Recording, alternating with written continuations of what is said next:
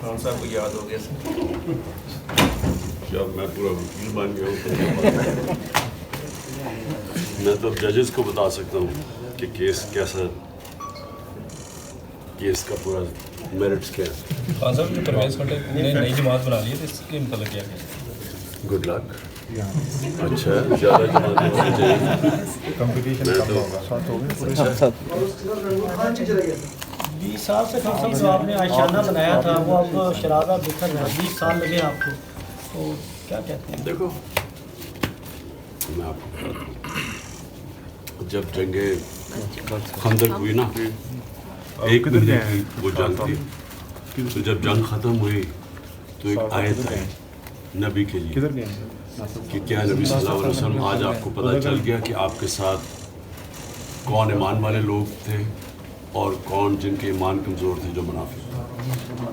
تو یہ تو ایک قسم کا اللہ نے کہا کہ یہ تمہارے لیے جو جنگ، یہ مشکل حالات ہیں، اس کے اندر آپ کی اصل ٹیم نکل گئی. چودھری پرویز لائی کی رہائی پھر ممکن نہیں ہوئی. 3 MPO کے تحت ان کو نظر بند کر دیا گیا ہے، اس میں کیا کہنا ہے؟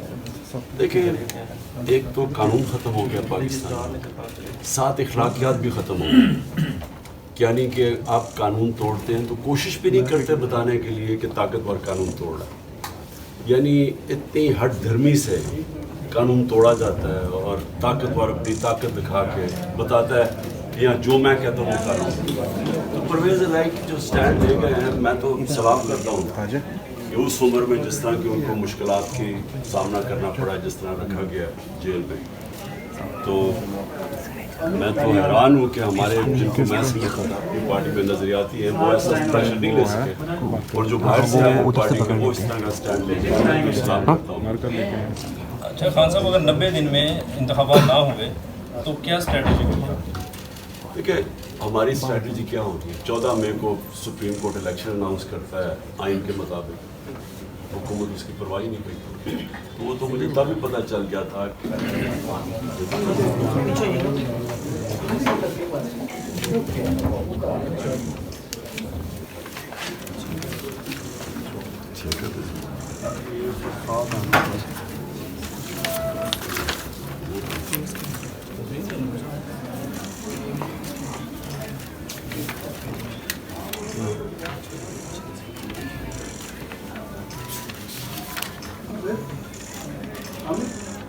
اس کا فائدہ کیا، ٹی وی پہ تو آنا نہیں ہے،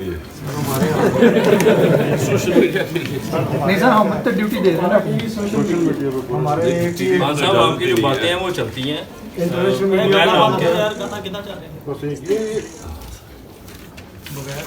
اب چیئرمین تحریک انصاف کے نام سے چلتی ہے.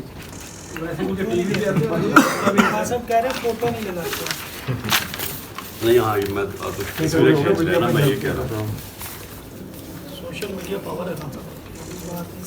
الیکٹرانک میڈیا میں خان صاحب کی ساری باتیں آتی ہیں. ٹی وی تو لوگوں نے دیکھنا چھوڑ دیا.